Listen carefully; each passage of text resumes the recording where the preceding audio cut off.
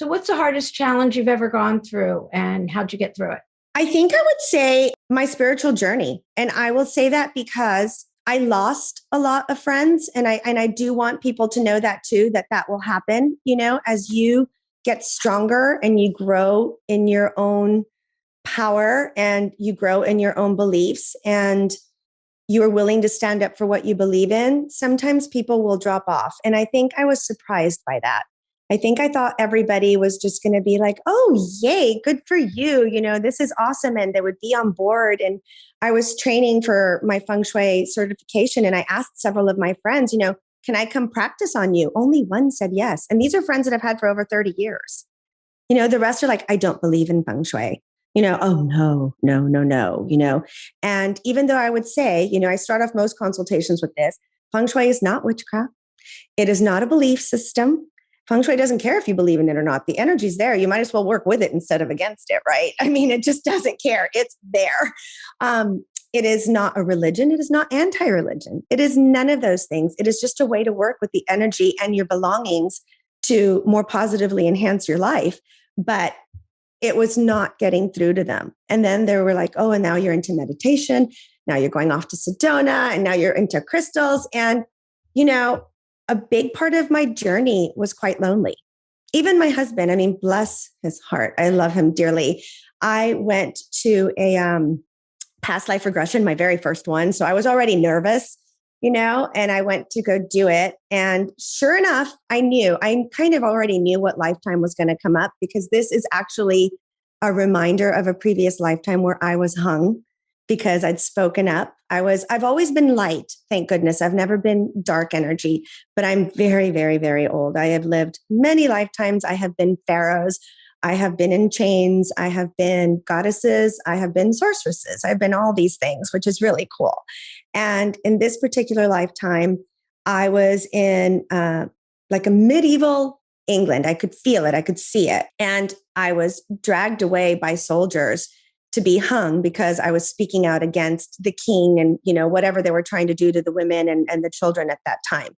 And this is a reminder of that. So I had a very visceral session with her where she actually made me act it out. She put a noose around my neck and I had to get it off just to regain my soul fragments and my power. And I came out of there a changed person, truthfully, because if you think about it, my voice was gone. They put a block here. And my mom took away my door when I was 15 because we'd gotten into some argument and I slammed the door in her face. And next day I came home from school and my door was gone and I never got it back. When a door is missing from your home, if you specifically take a door off, that removes the voice of the occupant in that room. So from many years, of not having a voice to regaining my voice physically, removing that. So I came home and I told my husband, do you want to hear about this? He goes, yes. He poured himself a beer, got me a glass of wine. I started telling him all this. And I'm like, she said I needed to use my voice. I need to write. I need to speak. I need to do all these things to help other people. That's what I'm here to do. And he goes, okay, but you're not going to tell anybody this, right? Because you're going to think you're crazy. I'm like, oh my God. So, even the most well-meaning in our family, it's a little out there for people. And I think as you're going through these journeys, you have to understand that and you have to give them grace too, that it's going to take them a minute to come around. I'm like, I literally just got told to use my voice and you told me to be quiet. Yeah. So everyone pretty much has come around, and those that haven't, like my biological family, it's okay. I had to let them go, and I wish them all the love in the world. And I wish them, peace on their journey, but our journey's no longer aligned. And I wrote about all that in my book too. I was adopted as an infant. And when I was 40, my biological mother's family found me. When I was 50, my biological father's family found me. I was not looking for anyone. Yeah. So all these people have come into my life and they've all been just incredible teachers for me. And so to clarify, I no longer speak to anyone on my biological mother's side. My biological father's side, I have a half brother who has been so supportive and came down for my book launch and, is just a lovely soul. He really is. But on the other side of things, I was called of the devil for sharing these things with them. And I tried a couple of times to come back and I write all about it. And, in the end, it just was not meant to be. And they were there for a period of time. They were there to show me a lot of things. They were wonderful teachers. Then I just, and that's a big part of the journey too, right? You have to learn when to let go and when to know. And, people would be like, oh, but they're family. I'm like, and it doesn't matter to me anymore. I don't differentiate, and I don't feel an obligation to anyone or anything that I no longer feel is aligned with what I am here to do and how I'm here to do it, and that includes family. And it just has, that's for me, not everybody feels the same way, but that has been one of my biggest lessons, to set boundaries, to say no, to say, if you're going to treat me that way, it's not okay. And, I'm not going to keep coming back for it. I'm just going to say, I wish you well, goodbye. You just have to.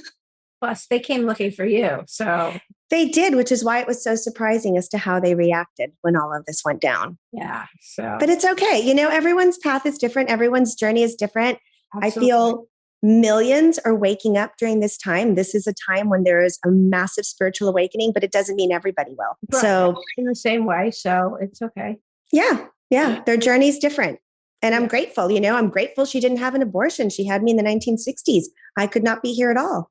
So I'm always grateful for the fact that she brought me into this world, and for the fact that she knew that she would not be able to give me a life that she felt I should have. So she was strong enough to give me up for adoption to people who would, So, there's always a positive and a negative to it too. I never, nobody's a villain. And that's, I'm very careful about explaining that in my story too. Like, my intent is never to make anyone a villain and anyone a hero. There aren't any. It's just everyone's journeys, how they interact, how they come together, how they go apart, how some came back together, how some never will,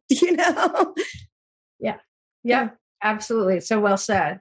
Yeah. Do you have a message of hope you want to give? I think I would circle back to the beginning. It's never too late. If you truly, truly feel like you have a life's purpose to fulfill and you don't know what that is, no matter where you are in your life, sit down and ask. Just ask, and then be ready to listen and be ready to take aligned action with what you are asked to do.